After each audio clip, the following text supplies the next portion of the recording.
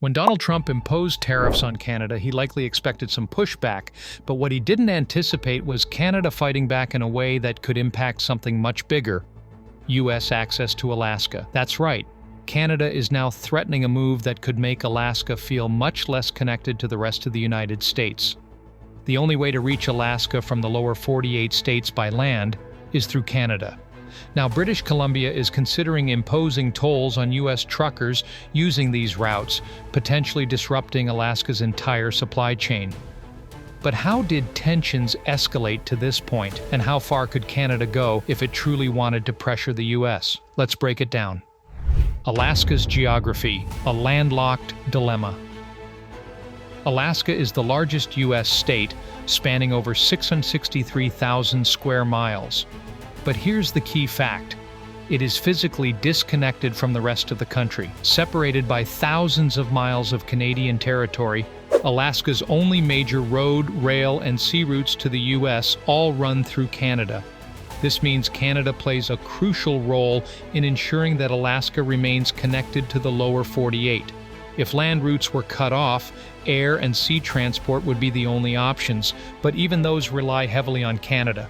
Most flights from the U.S. to Alaska cross through Canadian airspace, and a critical shipping route, the Inside Passage, runs along Canada's coastline.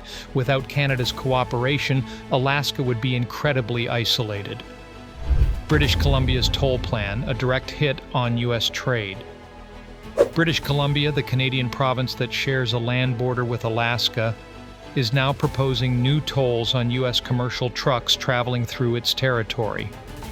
This means U.S. truckers transporting goods to Alaska would have to pay additional fees, increasing shipping costs, and making essential goods more expensive for Alaskans.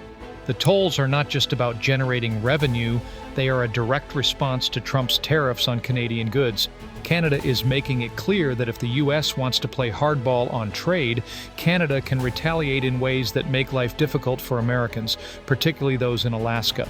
While these tolls haven't been implemented yet, they serve as a warning that Canada is willing to escalate economic tensions if necessary. Could Canada legally cut off Alaska? While British Columbia's proposed tolls are disruptive, a full blockade of Alaska would be an even more extreme measure. The biggest legal obstacle to such a move is the 1977 U.S.-Canada Treaty on the Alaska Highway. Under this agreement, Canada is prohibited from imposing tolls on the Alaska Highway, which is the primary land route between Alaska and the lower 48 states. However, Canada could potentially find loopholes, such as imposing indirect fees, environmental restrictions, or regulatory barriers that effectively slow down U.S. shipments. Even if legal battles followed, Canada still controls the land.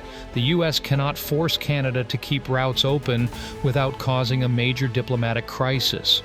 But what if Canada turned to an even bigger move, blocking Alaska's marine and air access?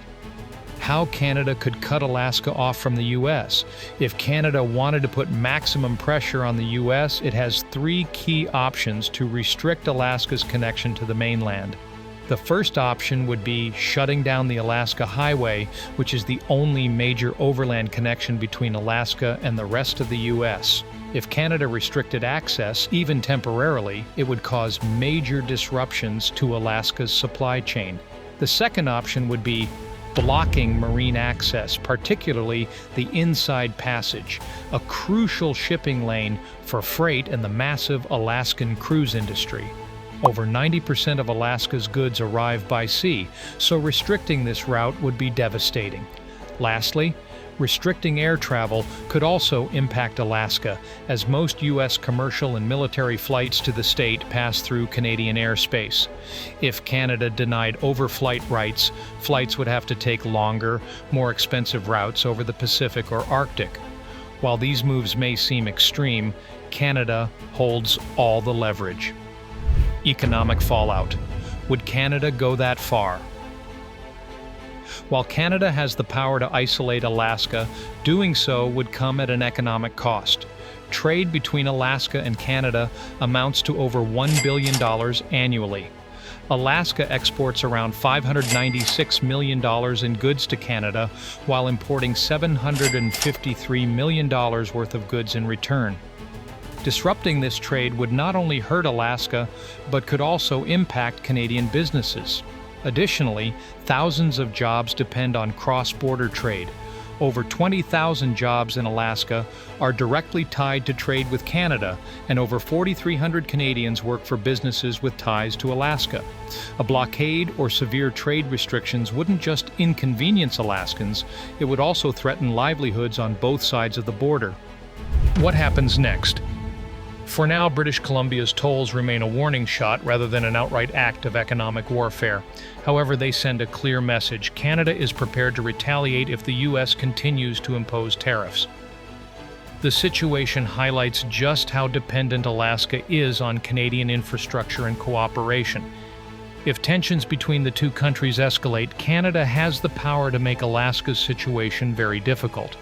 The question is, how far is Canada willing to go? Could it actually isolate Alaska if trade disputes worsen? And how should the U.S. respond to these proposed tolls? Let us know what you think in the comments. Should Canada escalate its response to U.S. tariffs, or should both countries seek a diplomatic solution? Be sure to like, share, and subscribe for more geopolitical breakdowns.